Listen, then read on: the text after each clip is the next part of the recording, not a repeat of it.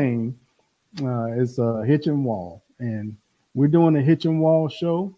We're going to talk football. We're going to talk everything football from high school to the pros, and we're also going to talk about just any and everything that we talk about is involving sports. It's not just football. We're going to talk about any and everything involving sports or the culture or whatever we have to talk about. All right, because we're well-rounded people and we know many things about many topics, not just sports.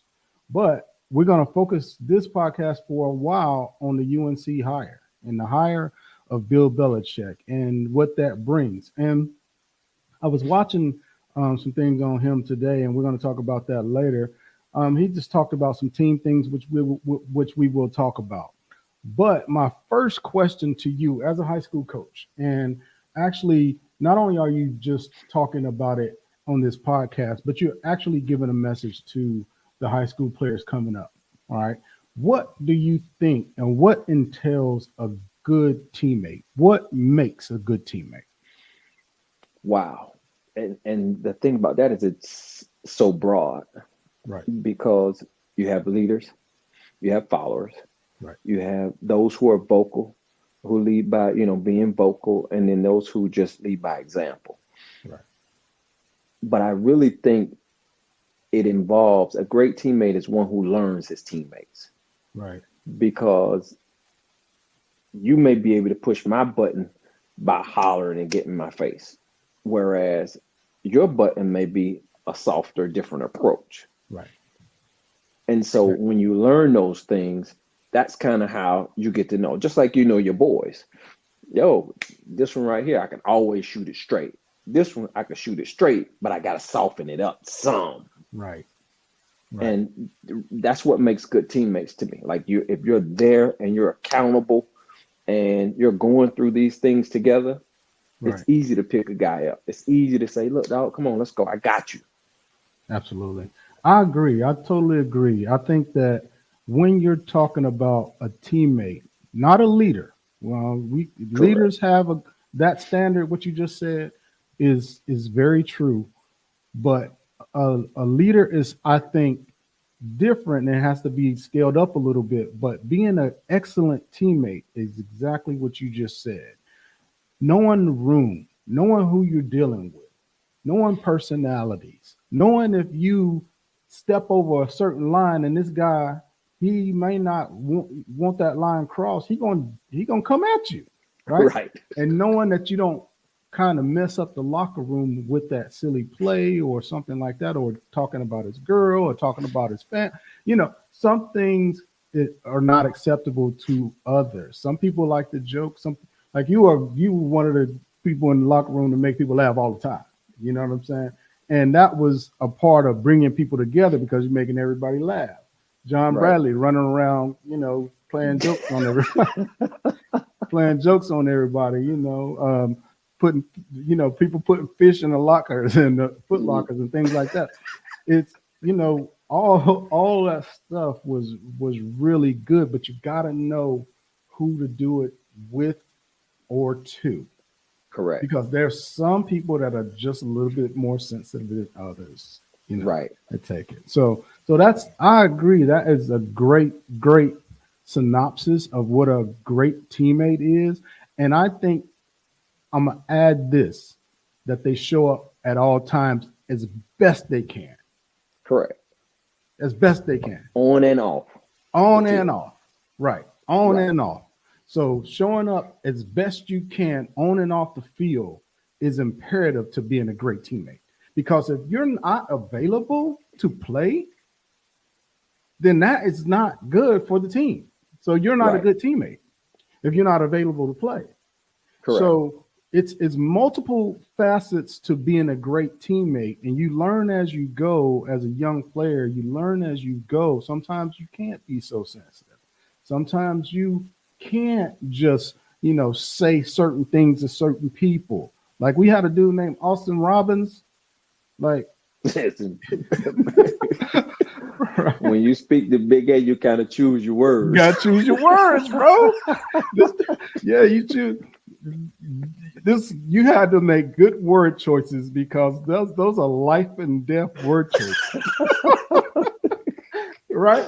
Yeah. So Big A will make you eat those words, and Listen, he just even didn't his take laugh was intimidating. Like right. Even you his know, laugh, yeah, even his laugh, and that dude, man, that's one of my favorite people of all time. But it's just certain things you just couldn't say to him, right. because he didn't play that because he's from Washington D.C. A different area. Yeah, whole different area than the And the thing South. about it would be, not to cut you off, was he was a jokester too. Yeah, he But was a joke. you just got to know how to. Right, Your jokes right. can't cross over this line because Yeah, he ain't gonna cross over this line. So he, he'd be right, like, Joe, you listen, chill out. Like, right. Yeah, no, just chill. So Austin Robbins was one of my favorite players, and but he was a quintessential teammate. He would go hard as possible, and yes, he gonna tell you the truth. He gonna be like, you ain't going hard, you ain't doing nothing, you ain't, right, get your 40 time down. That's slow. You know what I'm saying? Yeah, yes, yeah, for real, for real. So he just kept you in check, kept people in check. That's one of the teammates that I kind of remember, of all the teams that I've played on.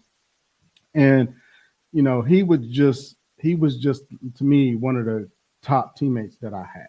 Right.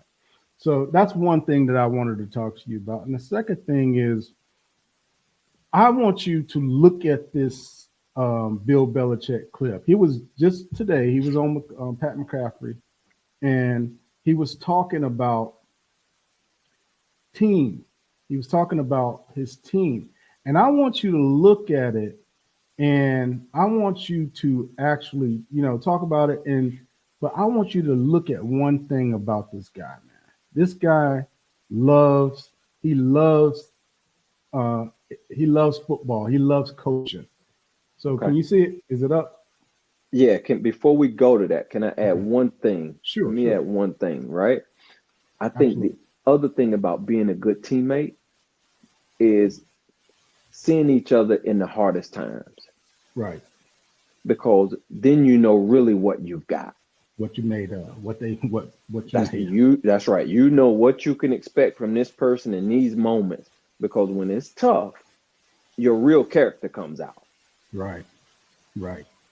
Absolutely. That's totally true. So I'm gonna play Bill All talking right. about his teammates. I mean his boys. Right. And those are the kind of things that you just learn situationally. And I would say one of the best feelings This is that what I've I want ever you had as a right here. coach would be when we were good in New England, and I would walk into that Saturday night meeting, and the guys would all be sitting around having dinner, and the games would be on, and it'd be Georgia, Alabama, or Michigan, Ohio State, or whatever the game was, and everybody'd be watching it, and they would all be talking about, hey, watch out for the bingo situation. They're going to hard count here. Be ready for this. Oh, they made a bad play here. We wouldn't have done that. And they were talking situational football or giving each other a hard time about what their alma mater had done right or done wrong in the situation. But it was all situational football, and they're just watching the game, and everybody's into it. And so that's when I knew, with the Brewskis and Rodney Harrisons and Brady's and all those guys, Troy Brown, that those guys were so into it because they just couldn't watch a game. They had to watch a game and talk about strategy and play calling and timeouts, and that wasn't a foul and it was a foul, and those kind of things, because they were just so into the game. But honestly, it was an awesome feeling as a coach to hear our. That's what I'm talking. That's what I'm saying. Like, let me switch back. This is what I'm talking about. Like the in-depth stuff that he gets into as far as camaraderie. And Right. the people that's coming in to play for him right now, I just want them to know you're dealing with a guy who eats, sleeps, and drinks this football. He don't do anything else. He's going to be in that facility from the time like 5:30 a.m. and he going to go home at midnight or 2 a.m. He's going to be thinking football, talking football, doing everything football. So if you're not ready to be that type of person where you got to come in and all you're doing is talking about football. When you have a relationship with this man, he's not going to talk to you about much else but football. You understand? So Right. we're not hanging out. He's not hanging out with you. He might have a beer with you. You know, I don't think he's gonna have a beer with the young boys because Right. what he did with us when he was my Right. position coach. He had a beer with us. Right. You know, and I found him to be a real cool dude. You know, very, very, very, very dedicated to this thing, man. All right. So if you're not serious and you don't love football, it's going to be hard for you to play for Bill Belichick. Speak on that. Well, I can believe that, and I think that's probably going to be for all four schools now, because this is at a state to where amateurism really is gone. It's dead. It's dead. Like before we used to say, "Oh, you're a student athlete," but you and I both know we are student athletes. Student athletes. For sure. Right. But now there is no mythical student athlete. Yeah. I mean, this is your job on athlete campus. Students. That's right. A lot of them are athlete students, and it should have been like that when we played. Because I agree. Yeah, it should have been like that when we played. It should have been athlete first, student second. People would disagree with that, but a lot of people like me, I came from a situation where that's how it had to be. That's why I knew my path was to success. Right. You see, my path to success was going to be through the sport. It wasn't going to really be in the academics, although I could do the academics, smart enough to do it. Right. But I knew that the quickest way to get my family out of poverty or to get myself out of poverty is through the NFL and going through the process. And the process took 5 years for me. The process took 3 years for Natron. Right. So it varies. It varies and it differs. But I just wanted to show you that, and I wanted you to speak on what you thought about the things that he just said about the camaraderie and talking strategic football and strategy. You just looking at the game with your boys and you all, he's just talking about the camaraderie building and the way you build a winning culture. I think that kind of speaks along with what I just stated right before we went to the clip of being able to see that punter in practice or kick, whichever one it was that he was saying that ended up making the play that everybody was celebratory for, because he's been there in hard times. He's done his job and we know what he's going to give us.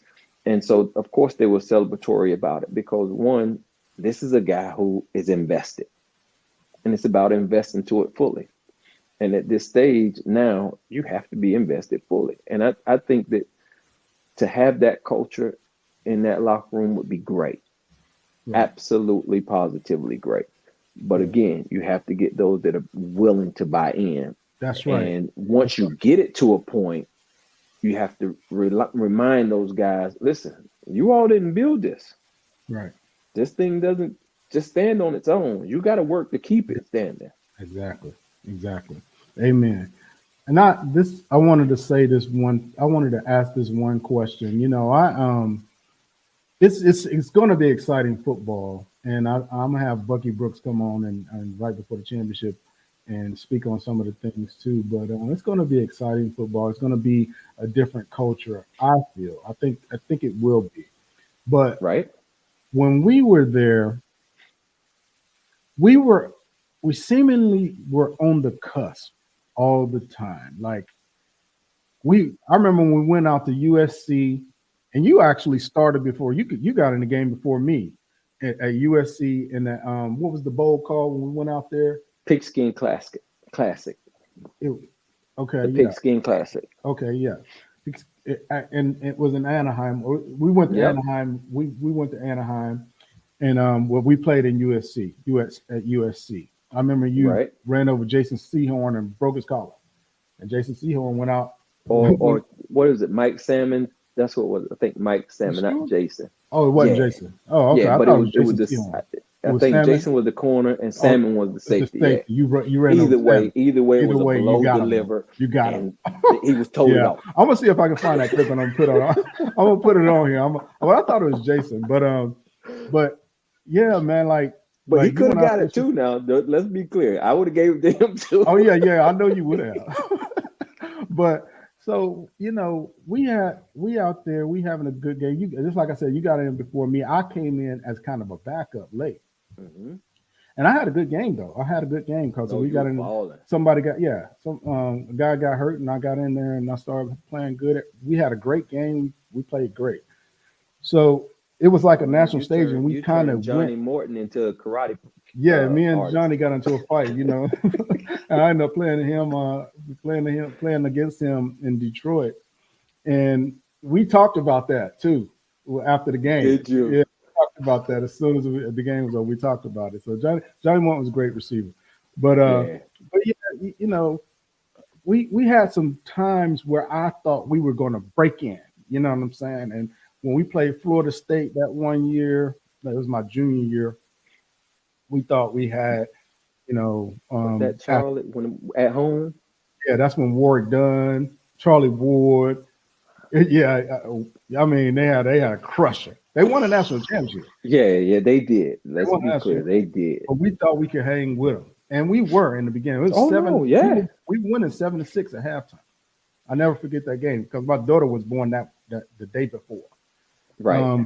So that, just we've had some times where we've had great football, but we've not been able to take it to the next step, to the next level. And that level where we're on the national scene. Bill's going to bring us national notoriety. We're going to be able to get a lot of publicity, a lot of people, a lot of press. We're going to get a lot of that. But are we going to be ready? Are we going to have the dogs to get it done? I say yes at this point. Yeah.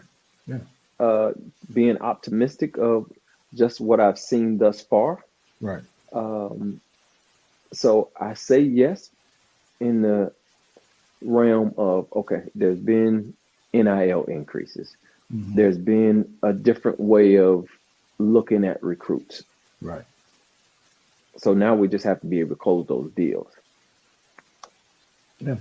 And getting us. Well, he's on the show on the Pat McCaffrey show. He said that they had people coming in on the 4th and the 7th, and a lot of people coming in from the portal. All right, correct. So, which is awesome. I'm hoping Bill's going to be able to close the deal. I'm pretty sure about that. Bill's going to be able to close the deal because he's going to. They're going to see that outside of football, when he's not actually breaking down film and breaking down what you did, the guys, you can tell on the Pat McCaffrey show, the guy has a pretty decent personality. Right. And I think that's why he's on here, because he wants to show a different side of himself. He's not the same guy because the NFL press is totally different. It's a totally different mentality that you have to give off to the press in the pros. You just got to keep a lot of things to the vest, close to the vest, because this is $1 million, these billion-dollar franchises. Yeah. Right. And so the wins are they are super hard to come by, So he used to keep a lot to the vest, but I'm seeing a different kind of open Bill. I'm seeing a guy that is communicative, a guy that's going to actually tell you what he's thinking in some aspects. He's not going to tell you about anything about what he's thinking in football, but in some aspects, he's giving you some feeling. Correct. Which I'm glad of. And that's going to play well. That's going to play well with the recruits, I think. What you think?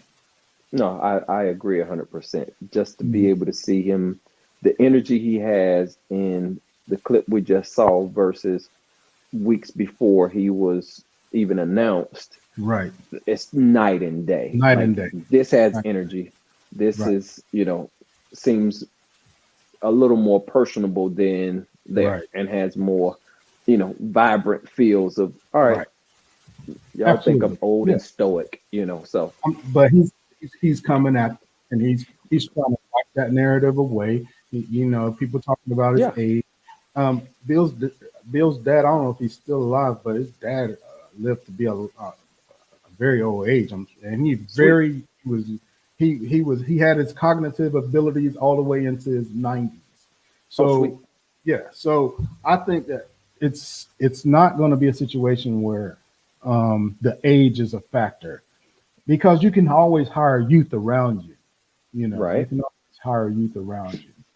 So we're gonna stop on Bill for a little bit, but I wanted to share that with you because you just looking at him and you can kind of see that this man has coaching in his blood. Like, this is what he loves to do. And he's talking in other segments about how players are teaching him. And I'll probably play that one in a minute.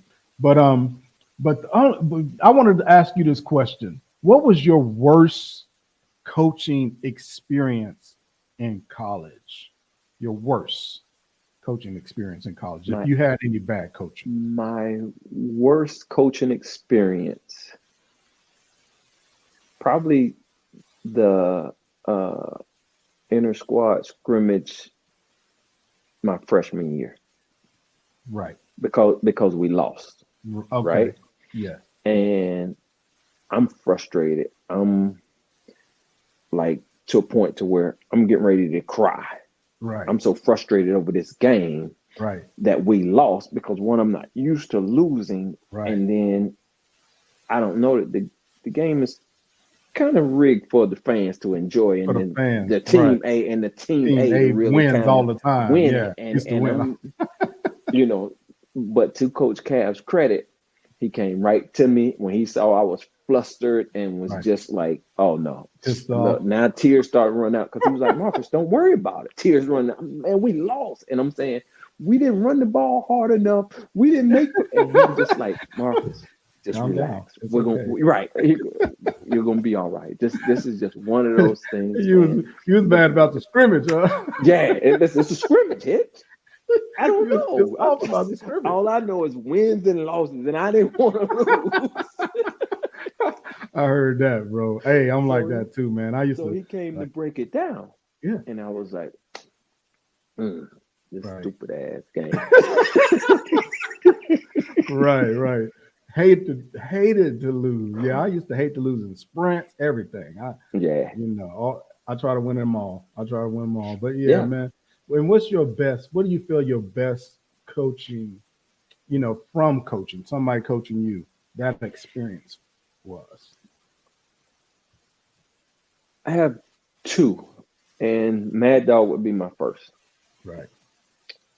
My high school coach always talked about us lifting and, got us into it, and really was a part of the Bigger, Faster, Strong program at that time. And so I didn't mind lifting and enjoyed it.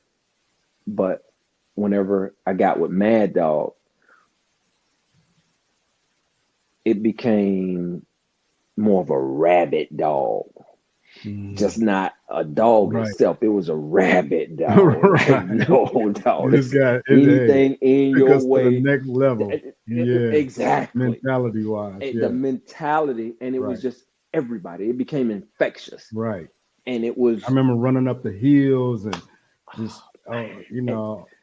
The words I used to hate to hear is, you got to crawl before you walk. Crawl before you walk. Yeah. I hate that too. I hated the word too. Just think, we used to go, man, on the turf. It's a billion degrees. We out there crawling. Bear crawling. Bruh. So that was one of those moments where great coaching pushed me to a totally different level. Yeah. Me too. Because it was like, okay, it doesn't matter. It doesn't matter what you say, what you do, how big you are, small you are. You're going to get the same work, because I know come Monday, if we ain't win, we paying for this. Right. And I'm shout out Mad Dog, man. Jeff Madden I'm talking about, he was instrumental in changing the whole mentality of that program at the time. For sure. And he knew how, like Coach Tootin, he used to go so hard that by the time the season got around, guys was just spent and burnt out. Right. But Coach Mad Dog knew how to balance it. You know what I'm saying? I mean, with Tootin, we were super strong. I love Tootin. You know, I still love him to the day. But when Mad Dog came, he was able to balance it along with the mentality. Right. And then he was an advocate for me because I was so militant at the time. He was going in there saying, "Hey, y'all need to play Hitch." You know what I'm saying? Y'all, you know, and which was good. You know what I'm saying? Because I was going to be on the bench my junior year, bro. That's crazy, right? So, and he was just instrumental in pushing Coach Brown to give me a chance, you know. So, but the mentality building, it was a lot of what made us better over the years through the Mad Dog era, right? For sure. Wanted to say this. I'm gonna tell you my worst coaching experience. Coach Johnson, God rest his soul, and you know I really respect him, and I came to appreciate him later on for reasons, Right. But I'm gonna tell you what he did to me one time. He when I did get arrested for marching and no, not you advocating for Cyan Stone Black Culture Center. Let me tell you what he did. So he called me in the office. First he saw me and he was running on the treadmill. He used to always run. Always try to be in shape. He's a military dude, so he was always looking. He looked like he could. He looked like he could brawl. You know what I'm saying? Right. He looked like if you're gonna try him, it's gonna be a long day type of thing. Correct. Right? So he calls me over. He's like, "Come to my office. I heard you got arrested." Blah blah blah. I was like, "Yeah, but it was just for protest. I don't want to hear it. Come to my office." Right. So he says, I go to his office and he says, What are you doing? What you want? You want cotton in your head every day? That's what he said. He said, "You want cotton in your head every day?" I said, "What?" He said, "You want cotton in your head every day?" I said, "What do you mean?" He's like, your people, all your people down there where you come from, they work in Cannon Mills. Do you want to be a Cannon Mills worker? Do you want to work in Cannon Mills? Bro, I said, wow. He said, bro, my mind was blown. Then he said, "I got this freshman coming in the next year named Omar Brown, and I'm going to start him over you." He said, "Yeah, I'm going to start him over you because I'm tired of you, blah, blah, blah." So, bro, I try to remain calm. I remained calm. And I said to him, I said, "You know what, Coach? This is my senior year." He said, it's kind of my junior year. Right, going into your seniors. As far as academic, going into my senior year. I said, well, when I get to the pros, what I'm going to do is I'm going to come back and throw you a couple $1,000 so you can get your wife something real nice. I said, just like that, real calm. Man. And then I walked out the office, but I went back to the room and turned over the bed. I know. Listen, probably crying, frustrated, mad, turn over the bed. I mean, I was doing craziness. And then Nate called out the blue. You know what I'm saying? And I was like, I started talking to him about it. I was like, "Man, this mother did this, they did that, and told him the whole story. And Nate was like, "Man, F that. F him, man." Right. He was like, "You need anything?" You know what I'm saying? He called me complete. It was like the Lord had him call me right there. Teammate, though. Yeah. It's a teammate. Even though he's gone, he's gone. Teammate. Bro, he called me right there when I was turning things over. He called me right there. You know what I'm saying? I'm telling you, it was something about that moment right there that I said, "Yeah, he can't mess with me. I know he can do to break me." You know what I'm saying? There's nothing he can say that can break me. you know. Right. But when I think he said it because he knew I was militant and pro-black, and he wanted to say that cotton line to just stab, get me good. You know what I'm saying? Big time. He wanted to just say that, but I had something for him on the backside, but I'm gonna tell you, it almost broke me. And there's several times that he used to like berate me, like Right. call me stupid and stuff like that. He used to berate me pretty good, but that was nothing compared to what Parcells was doing. And I'm gonna tell you something. That prepared me for Parcells. Good. Had that not happened, I might have crashed out. You know what I'm saying? Right. Yeah, I might have crashed out. You know, and the next year comes Bill Belichick. I think we were like 7-9, or no, we were 6-10. We were 6-10 with the Patriots. Belichick comes in the next year. We go to the Super Bowl. I'm in and out of the lineup playing. I had a couple picks that year, but I wasn't playing my best ball. And they replaced me at the end and everything. But that was good. That was good for the team, because if they wouldn't have replaced me, I don't know if I was ready for the Super Bowl. You know what I'm saying? Gotcha. So they did. He did a good job in replacing me. I mean, he did what's best for the team. But I'll never forget, the coaching experiences that I had. And to your point earlier, which was, how do you approach people when you're coaching or you're a teammate? Right. You have to know the person.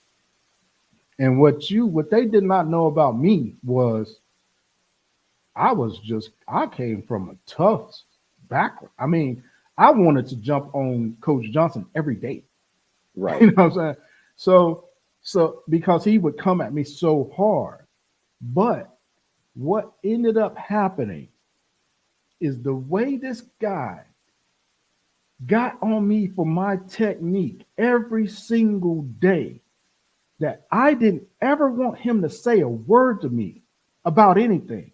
So I tried to perfect the technique, perfect it in every aspect of the game. And every time he called on me, and I knew he would every day, I would have the answer, because I would watch film prior to going to the meetings. I would watch film prior. I would prepare. I would do 4 or 5 hours on a Monday. I think on Tuesday. When will we come back to run?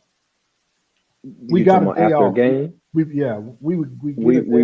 It'd be Tuesday. We would come in. So I'd go on that Monday and watch film all that time, and then get all the paperwork that he had about the routes, and I would know every single answer that he was going to ask everybody, right? Because I never wanted to hear his mouth, and that prepared me for the pros.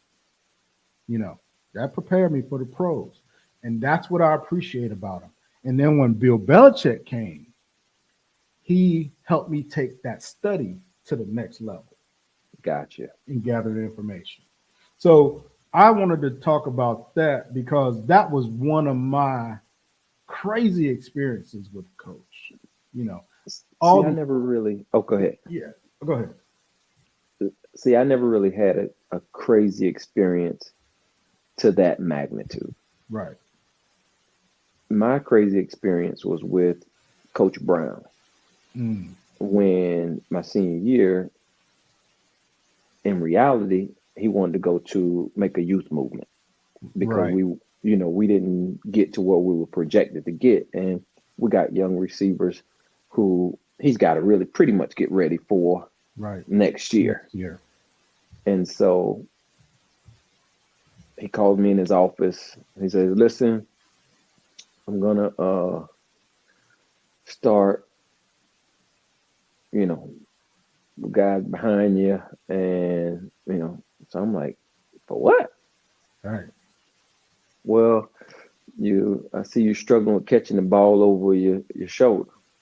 I just caught a touchdown in the game over my shoulder. Yeah. Like, what are we talking about? Just making What is making it and up. so right, just giving me something Right. versus just saying, Hey, these guys. we've got to make a youth movement. Right. This is a part of the business of football. Right.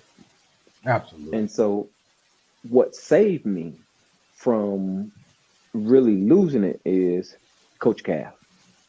Coach Cal was a great man.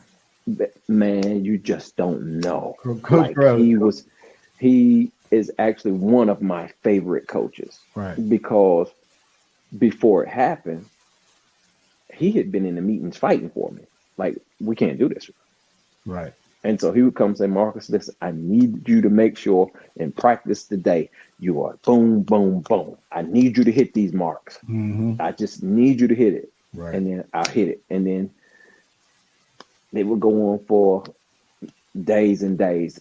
And he was like, listen, here's what they're wanting to do. They're wanting to make a youth movement and you not start. And so it got to the point where I'm like, fuck that. Right. No. We coach. No, I don't my like time. this. That's not Right. good. Right. Yeah. And so it got to the point where he's battling for me in the meeting. I'm battling for myself on the field.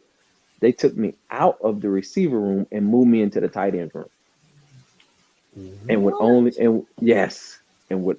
let me play whenever we go to 3 wide, Right. I'd be in the slot. Be in that slot. So then I would only So who be in was the slot. who was starting over you? Octavius? No, Ott was already there. Me and Ott was the number 2 receiver tandem in the country the year before. That's what I'm saying. Like you and Octavius was off the charts. And so they substitute a couple of young guys in. So LC played and they played Breeze. Well, Breeze was coming behind. Yeah, so it was a group. I remember. But it was one of those things where Coach Calf really rocked with me through it, walked me through, and just kind of gave me a heads up. So I wasn't what, man? Because I was losing it. And I'm in there with the tight ends, never gonna put my hand down in the dirt. I ain't but 2 pounds. Yeah. Come on. Man. Right. And that was because one, Cav going in there being a rebel. Right. He's not a yes man. Yeah, correct. He's the furthest thing from it. Right. And then me, I'm just not a yes man. So I'm not buying in to this foolery as I believe, where if you come and tell me, like, listen, this is a part of the process of trying to get better with our youth, because at this stage, we're out of any real contentions. We're going to go to a bowl game, but we've got to get these young guys ready. Yeah. I mean, being honest is probably the best thing that a coach could do for a player. And it's knowing your personnel. Right.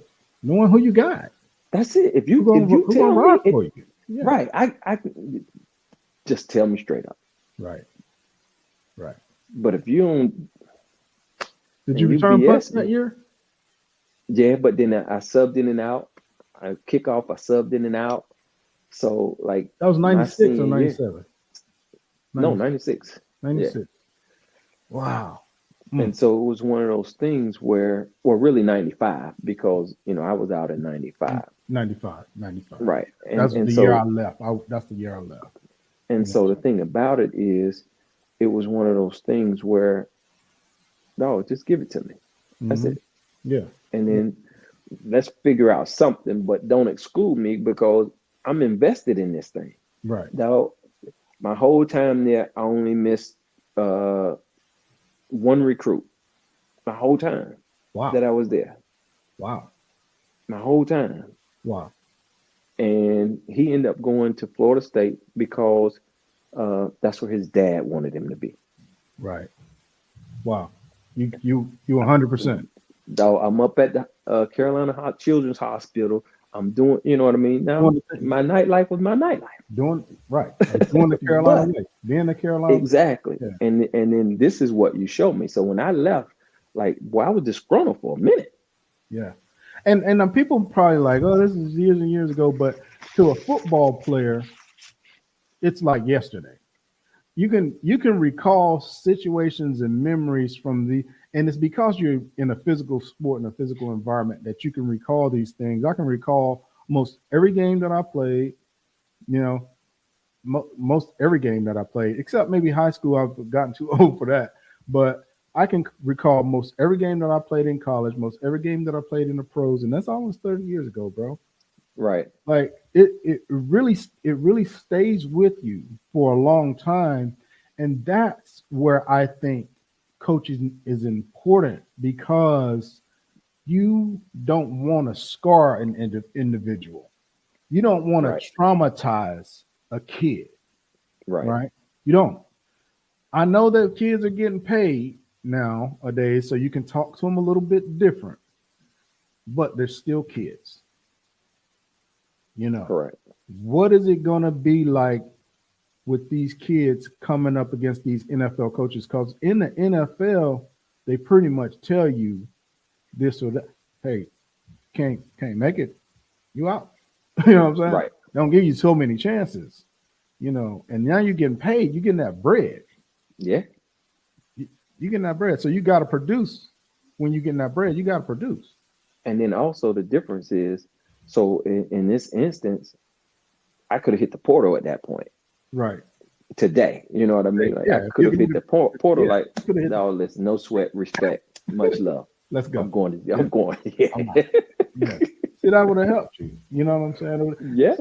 We just came through an era. I wish it would have been a little bit. I never changed anything about it because it was a beautiful experience. Me either. For me all Me the way either.